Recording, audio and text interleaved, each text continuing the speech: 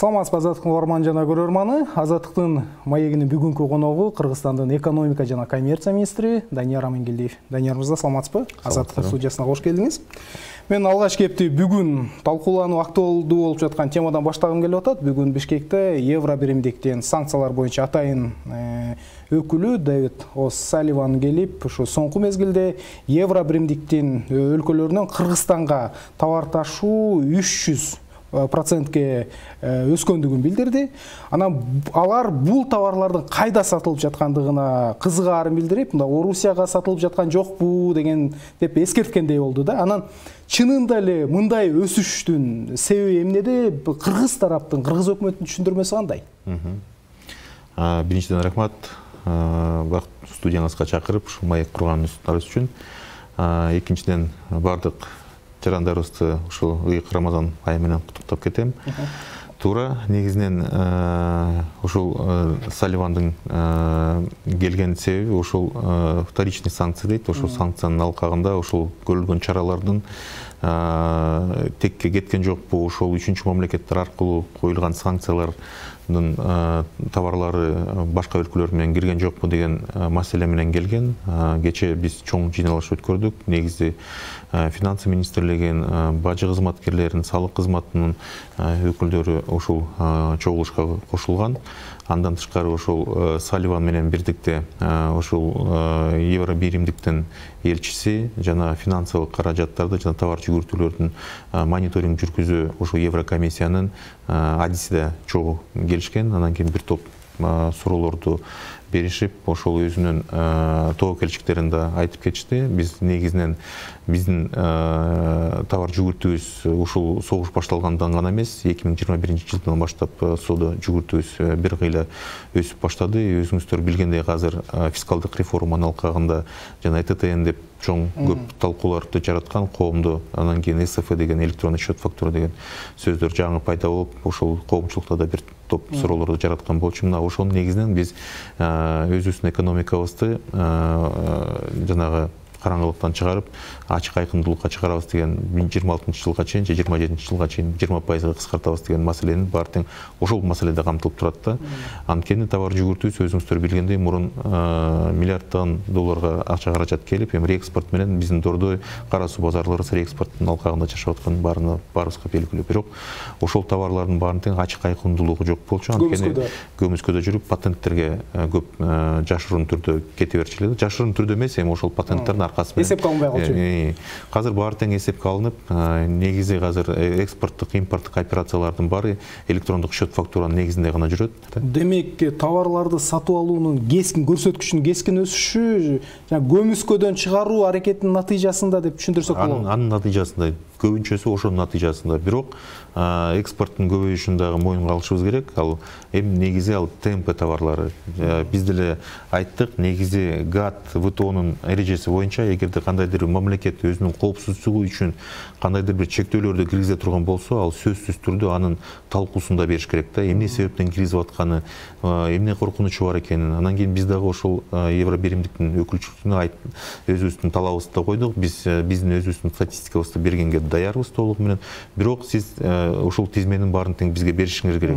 Кайсы товарларды биз ошол вторичный санкцияга түшүп атат, кайсылар негизи эле тиричилик жүргүзө турган товарлардын алкагында балким жүрүп аткандыр. Анткени биз ошол конфликттин негизинде өзүбүздүн экономикабызга кандайдыр бир мындай терс таасир тийгизип алышыбыз керек. Анткени биз жалаң гана Россия Федерациясы менен биздин соодабыз өскөн жок. Мисалы үчүн Европа мамлекеттеринин бир кыйла мамлекеттер менен 300%, андан же 38.000% өсө турган эмелерибиз бар да. Анткени ошол санкциянын аркагында кээ бир мамлекеттер биздин товарларды ташыганга муктаж болуп калды. Анткени биз негизи транзиттик мамлекетпиз. Азыр ошол биз мүмкүнчүлүктү чекке койгубуздан ошол мүмкүнчүлүктүн үстүндө ишти жүргүзүп жатабыз. Бирок февраль айында жаңылбасам Европадагы өнүктүрүү жана кайра куруу банкынын экономисттери ошо Кыргызстан, Казакстан, Армения сыяктуу өлкөлөр Европадан импорттолгон товарлардын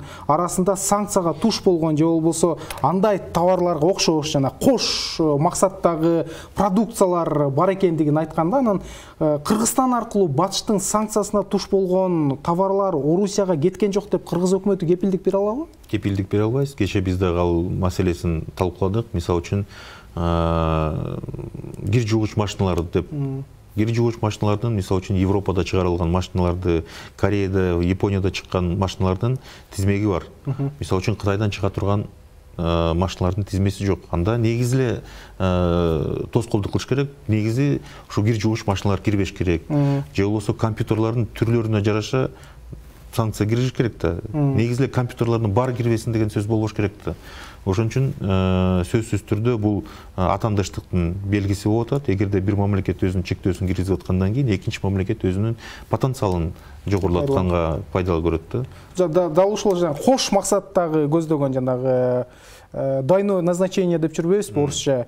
Товарлар Орусияга кетпеш үчүн деги эле батыштын жана экинчил санкцияларына илинбеш үчүн эмне аракеттер көрүлүшү керек? Ошол маселени биз да түшүндүрүп бердик. Анткени параллельный импорт жанагы эки маанилүү товар, эки мааниси жанагы продукты двойного назначения деген же жарандык коомдо да колдонулат и военный промышленностьта да колдонулат. Турмуш тиричиликке колдонулат. Ооба. Бул тууралуу бизде закон бар, мыйзам. Ал мыйзам аябай катуу иштейт да. Анткени тизмеси биздин мамлекеттик тизме, жарандык тизмеси толугу менен ошол эл аралык тизмеге дал келет да. Ошонун негизинде биз контролду жүргүзөбүз. Бул товарлардын бир жака чыгышы же болбосо экспорттун лицензиясын толтуруш бул өтө чоң процедурасынан өтөт. Ал ачык айкын толугу менен батыш тармагы жана биздин бардык партнерлорубуз ким ошол келишимге кире турган болсо баардыгы көрүп турат бул товарларды. Бул тууралуу кандайдыр бир кам санабаса болот. Ушул евробиримдик ал тууралуу да түшүндүрүп бердик. Тизменин баардыгы ошол список менен дал келет. Ал маселе ал жактан маселе болбош керек. Кыргызстан баардык эрежелерди сактоо менен өз импорт экспортун жүргүзүп жатат деп айтсак болот. Ооба, сөзсүз түрдө. Бирок ошол учурда ошол өкмөттүн салык реформасы, салык саясаты кайсы бир деңгээлде ошо ишкерлер арасында нааразылыкпы же болбосо айрым түшүнбөстүктөрдү жаратууда. Ошол эле контролдук кассалык аппараттарды колдонуу же болбосо ЭТТ аппараты сыяктуучу. Азыркы учурда буга чейин бир нече жолу ошол акциялар өттү. Өкмөт кандай чечимдерди кабыл алды? Эмне өзгөрүүлөр болот бул жаатта? Рахмат, бакыт сурооңузга мүмкүнчүлүктөн пайдаланып, негизинде түшүнбөстүк десек, карама каршылыктан түшүнбөстүк көбүрөөк болуп атат да. Өзүңүздөр билгендей, салык кодекси азыр күчүндө. 22-жылдын башынан баштап жаңы салык кодекси ишке кирген. Бирок нааразычылыктар ошол кодекске болгон да негизи. Анткени 2022 ооба, негизи жанагы экономиканы көмүскөдөн чыгаруу эң биринчи максаттардын бири болуп атат да. Жаңы салыктарды киргизбестен административдик эмелерди, чараларды колдонуп, ошол бардык товарлардын жүгүртүүсүн ачык айкындуулукка чыгарып, салык төлөөнүн баардыгында кандайдыр бир өзүнүн маданиятын киргизүү бул ошол салык кодексинин эң биринчи мааниси. Мааниси эмнеде? Мааниси ошол салык төлөөнүн маданиятын киргизүү. Анткени биз ошол 90-жылдардан бери жапай экономикада жашап, ошол салык төлөө реформасы да ошондой жүрүп келген да. Негизи бир да мамлекетте патент деген сөз жок. Же патент деген система жок. Биз ошол патент системасын киргизип, анын чектөөсүн да кошо киргизгенбиз да. Ошол башынан эле 8 миллионго чейин оборотуң болсо, патент менен сен ошол соодаңды жүргөнгүзгө укуктуусуң. Бирок ККМ колдонуу ошол убактан ошол убактан тартып пайдаланыш керек болчу. Анткени 8 миллионун далилдеп бериш керек да. Азыркы учурда бул жаңылык эмес. Кандайдыр бир жаңы шарттарды түзүү эмес. Наоборот, азыркы биздин жаңы алынган буюрса жогорку кеңештен кабыл алынган кодекс ошол кабыл алынган ставкаларды ылдыйлатып, жаңы 4 режим пайда болду. Ошол орто бизнестеги жүргөн ишкерлерибиздин колдоо максатында жаңы 4 режим кабыл алынды да. Негизи ушул дордой менен карасуу, ушул жана биз айтып аткан экспорт импорттук операцияны же биздин транзиттик потенциалды жоготпош үчүн биринчи режим дордой менен карасууга өзүнчө режим.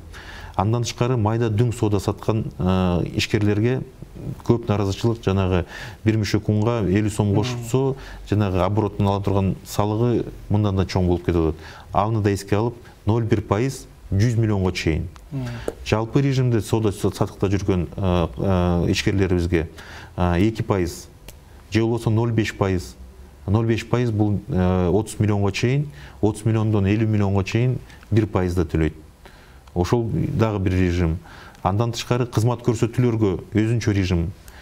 Креативдик экономика деген биз аларга өзүнчө режим кабыл алынган. Акцияларга чыккан учурда содагерлер менен, жеке ал көбүнчөсү чакан бизнестеги ишкерлер менен сүйлөшкөн учурда өкмөт ушул товарды киргенден тарта сатканга чейин бир нече жолу салык алууга кызыктар болуп атат. Бул жалпы бизнестин ошол дегеле ушул жарандардын жашоо турмушуна эптеп жан сактап жаткан учурда оор жүк болуп калууда деген сыяктуу түшүндүрмөлөрдү айтып жатышпадыбы?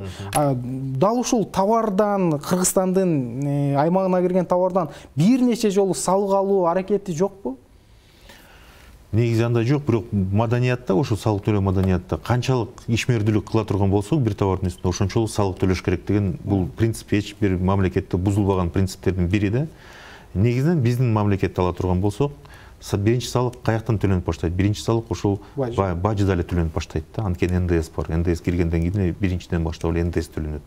Экинчиден кайра дүң соодага сатылгандан кийин экинчи эмеси төлөнүш керек. Бирок ал механизми азыр жок. Ошол механизм азыр зонанын ичинде жанагы анткени биздин логистикалык компаниялар бир нече ишкерлердин товарларын бириктирип анан алып келип атат да.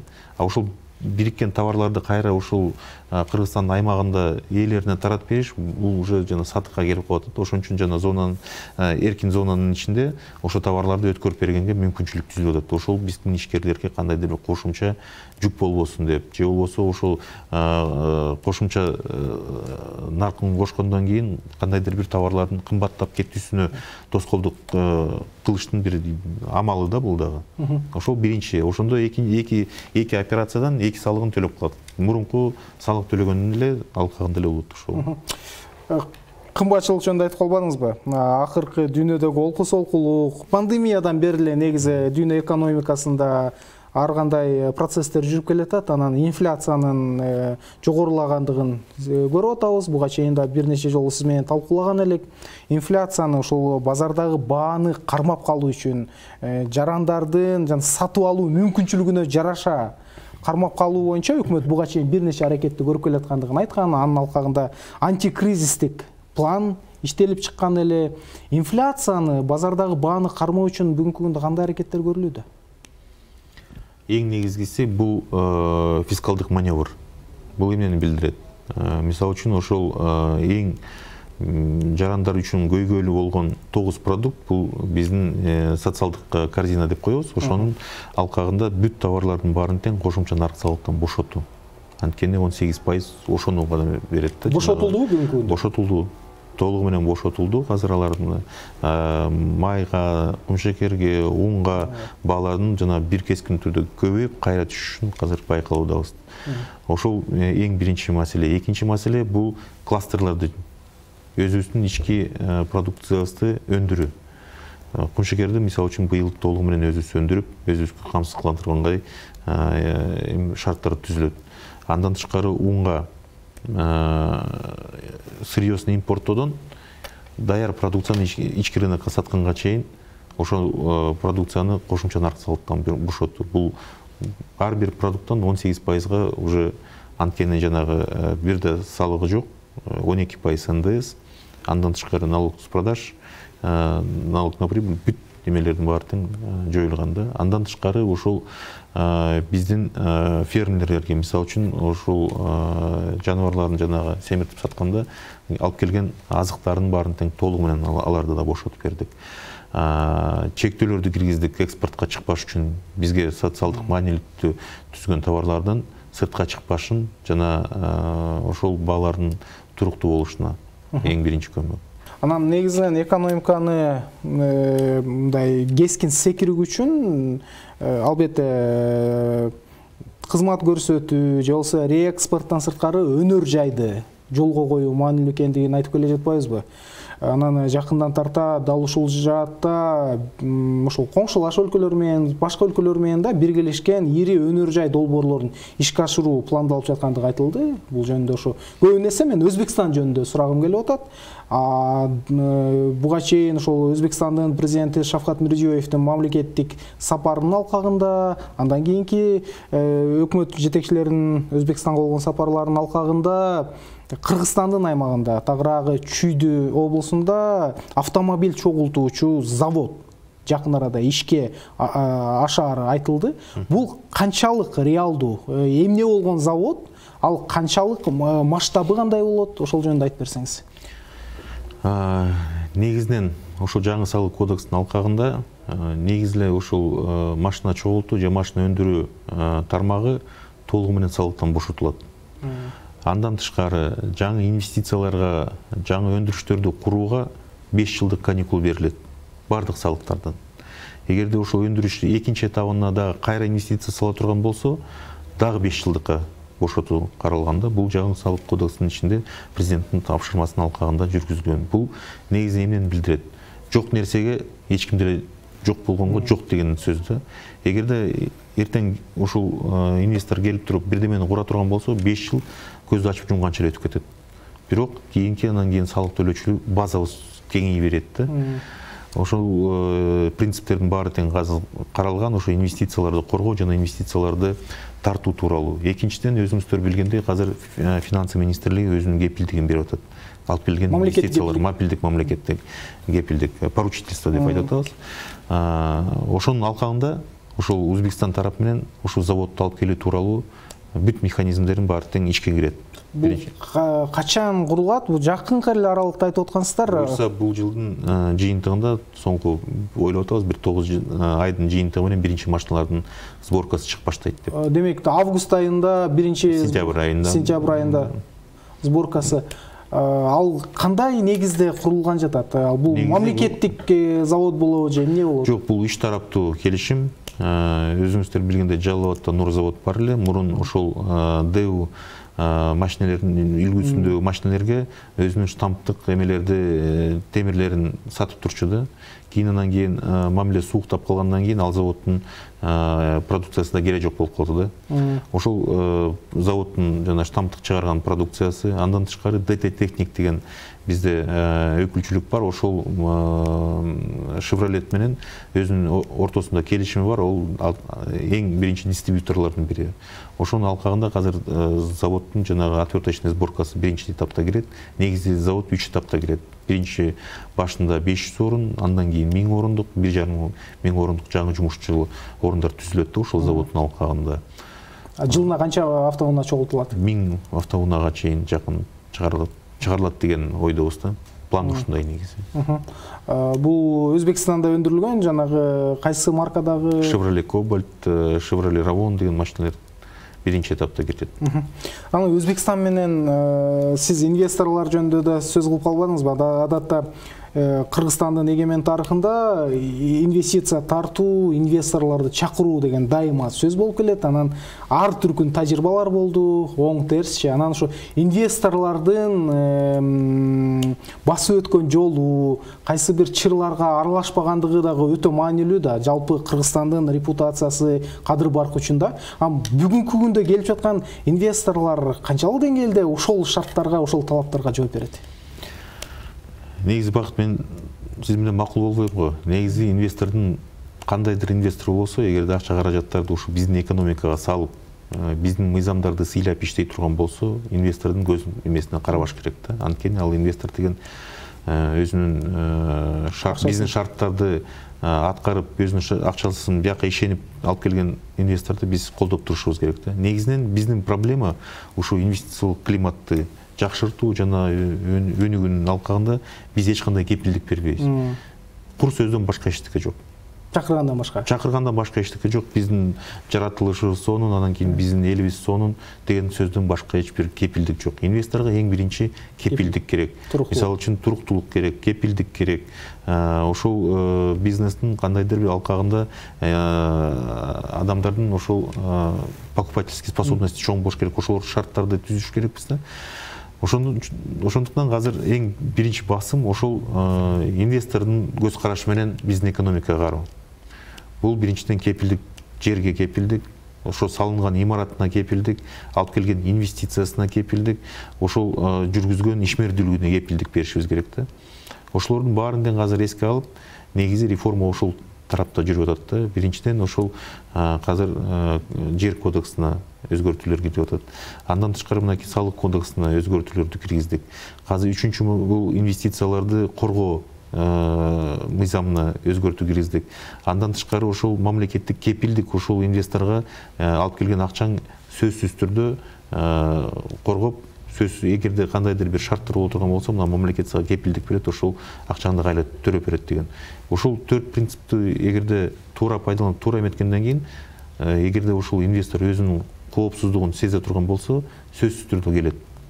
Бирок арты таза эмес, жана акча адалдыгына байланыштуу акчалар Кыргызстанга кереги барбы? Андай инвесторлорду мен билбейм, мисалы үчүн. Анан дагы ири долбоорлор экономиканы мындай кескин өнүгүшүнө алып келүүчү ири долбоор катары, жана сиз өзүңүз да белгилеп кеткендей, Кытай, Кыргызстан, Өзбекстан темир жолунун курулушу жөнүндө көптөн бери айтып келе атпайбызбы? Эгемендиктин тарыхында бул жөнүндө өтө эле көп сөз болгон, бирок реалдуу иш ал долбоордун ишке ашуусу бул күнгө чейин боло элек болчу. Азыркы учурда кайсы стадияда? Эгер кабарыңыз болсо. Сиз туура белгилеп кеттиңиз, бул долбоор көп жылдан бери мындай оюбуздан кеткен жок, бирок ишке ашыра турган Садыр Нуркожоевичтин түздөн түз инициативасы, түздөн түз Си Цзиньпин менен сүйлөшүү башталгандан кийин, бүт мамлекеттер менен сүйлөшүүлөр жүргүзгөндөн кийин даяр долбоорду ишке ашырганга азыр мүмкүнчүлүк пайда болду да. Статусу азыркы күндө мындай. Негизи бул долбоор тууралуу азыр техник-экономикалык долбоору даярдалыш керек. Ага ошол 3 мамлекеттен 3 тараптуу жаңы жумушчу топ, жаңы ишкана ачылды. Совместное предприятие. Анын алкагында ошол ар бир мамлекет өзүнүн салымын, ошол ТЭОнун акчасын төлөп чыкты. Азыр толугу менен ТЭО Кыргызстан тарапта төлөдү. Кыргызстан тарапта өзүнүн милдетин аткарып, өзүнүн эмесин бөлүгүн төлөп туруп, азыр ТЭО иштелип чыкты. ТЭО иштелип чыккандан кийин актуализация болду. Актуализациядан кийин буюрса ишке ашып баштайт уже. Конкреттүү мөөнөттөрү белгиленип атабы бүгүнкү күндө? Негизи эмки жылдын башында уже иш башталып калат деген ишеничте. Бул тууралуу Садыр Нуркожоевич өзү бул маселени өтө кылдаттык мындай контролдо карап турат. Бардык мамлекеттердин башчылары менен өзү телефон чалып, өзү ошол жумушту тездеткенге кызыктар болуп атат бирден бир ошол Садыр Нуркожоевич. Анан жалпысынан ошол бюджетти толтуруу үчүн азыркы өкмөт ар кыл жолдорго барып атат, жаңыча мындай мамиле кылып атканы дагы көрүнүүдө. Анан бир коомчулукта талкуу болгон нерсе, мисалы былтырдан тарта ошол казино, букмекерлик ар кандай контораларды ачууга мүмкүнчүлүк берилбеди эле 2023 жылдын 1-январына тарта. Анан жакындан тарта бир талкуу жүрдү, ошол казинолорго болгон салыктык ставка жеңилдетилди. Ал эми ошол башка тармактарга эмнеге андай болбойт депчи. Дал ушул суроонун алкагында мен түшүндүрмөңүздү уккум келип атат. Туура бакыт, ал мыйзамды Менэконом өзү демилгелеп, негизи ал ошо жогорку кеңештин алдында биз өзүбүз демилгеленип, ошол мыйзамды жактаганбыз да. Анткени ошол туризм жаатындагы кандайдыр бир бул кошумча сектор. Аны да өнүктүрбөсөк болбойт. Эң биринчи маселе ошол президент тарабынан коюлган ошол жарандарга ойногонго чектөө. Кыргызстандын жарандыгына. Эгерде ал кандайдыр бир 5 жылдыздуу отель, андан кийин ошол мыйзамды кабыл алгандан кийин азыркы этапта жана инвест климатты айтып атпайбызбы? Ошо инвестиция алып келгенге кандай шарттарды түзүшүбүз керек? Инвесторлор менен сүйлөшкөндөн кийин, ири инвесторлор менен сүйлөшкөндөн кийин ошол салык ставкалары өтө эле чоң. Анткени эгерде бардык жарандар эмесине жана жарандыгына карабастан ойносо, Кыргызстандын жараны, чет мамлекеттен келген жарандар бардыгына тең бирдей шарт боло турган болсо, анда бул салык ставкалары жагымдуу болмок. Бирок чектөө кирип аткандан кийин ошо этап менен киргизип берсеңер деген сунуштар болгонду. Биз ошол сунушту негизи өкмөткө киргизип, колдоосун тапканбыз. И ушул ставкасын негизи өкмөт өзү бекитип туруш керек. Анткени шартка жараша. Эгерде бүгүн шарт эметпесе, ушул инвесторго жагымдуу шарт түзүп беришибиз керек. Ушул жаңы салык кодексинде биринчи ирет ушул ставкасын өкмөт өзү бекитип бергенге мүмкүнчүлүктү алганбыз. Экинчиден, азыр коомдук талкууда ушул ставкаларды азайтуу. Эгерде ушул ставканын ичинде биринчи инвесторду алып келип иштетип алайлык, эгерде ушунчалык бизнеси жакшы болуп, салыгынын ашыкча эмеси төлөгөнгө мүмкүнчүлүк болгон турган болсо, өкмөт өзү бир тараптуу киргизгенге мүмкүнчүлүк түзөт. Демек, азыркы буга чейинки сунушталган ставка боюнча кызыктар болгон казино ачууну каалаган ишкерлер, инвесторлор азыраак болот. Азыраак болуп атат. Негизинен башында мыйзамды алып келатканда бир көп сын пикирлер бар болгон. Силер атайын бир инвестор үчүн ошону жазап атасыңар. Силер мыйзамды так гана ошол инвесторго такап жазап атасыңар деп парламентте да көп мындай карама-каршылык пикирлерди укканбыз да. Мынакей убакыт өттү. Негизи базаны түзүп коюшубуз керек да. Бирок бирөөгө алып келген же кандайдыр бирөөнүн астына жаза турган мыйзам эмес экенин убакыт өзү далилдеп койду да. Эч кандайдыр бир инвесторго ылайыкташкан бир мыйзам. Бүгүнкү күндө канча, мисалы 2023 жылдын 1-январынан тарта иштей баштаса болмок да. Саны барбы конкреттүү компаниялардын же болбосо казино жаатында? Так, азыркы күндө букмекерский компанияларга гана алынган 4, менин эсимче ушу 4 лицензия алынган го. Спорт Интермент, Алимбет дейт, Т-инвест 4 букмекерлик компания алган экен. Андан тышкары ошол казинонун заявкасына эч бир эме заявка түшө элек. Эгерде балким ушул ставкаларды азайтып эметкенден кийин балким ошондо келгендир. Бирок шарттарында күчөттүк. Анткени жанагы базарларда өзүңүздөр билгендей мурунку базарлардын жанында, аялдамалардын жанында, ошо эл топтолуп турган жерлерге жанагы букмекер эмес, жанагы автоматтарды коюп, адамдарды кызыктырып аткан эле да. Азыр негизи ушул автоматтарды ушундай шарттарда жанагы болбостон 5 жылдыздуу отелдерде гана болуш керек да. Анткени келген, мисалы үчүн чет мамлекеттен келген жаран келет, ошол жактан түшүп ойноп, өзүнүн эмесин кылып кете берет. Биздин жарандар мисалы үчүн атайын барып ушул отелге ойногон деле кажети жок. Эгерде ушундай оюн залдары боло турган болсо, аларды көзөмөлдөө да жеңилирээк болот да. Рахмат сизге, Данияр мырза. Урматтуу Азаттыктын угарман жана көрөрманы. Азаттыктын бүгүнкү коногу Кыргызстандын экономика жана коммерция министри Данияр Амангелдиев болду. Аны менен мен Бакыт Асанов маектештим. Сак саламатта болуңуз.